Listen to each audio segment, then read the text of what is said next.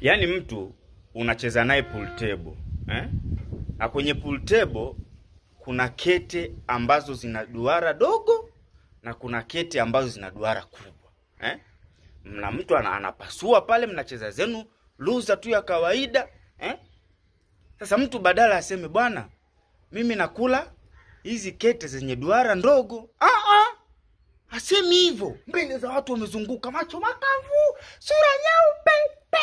Unamsikia tu anarupuka tena kwa kujiamini.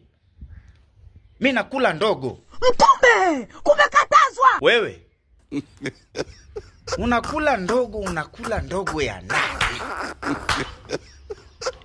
Tuambie huyo unaimla ndogo ni nani? Na kwa nini ule ndogo?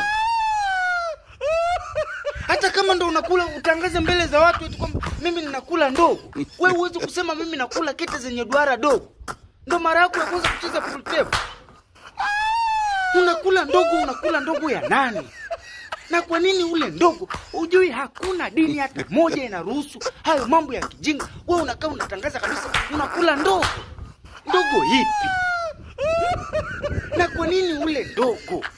Ndogo hiyo wichi? Mbona unazungumza vitu vya hatari hadharani mbele za watu? Mimi ninakula ndogo. Wewe unakula ndogo ya nani?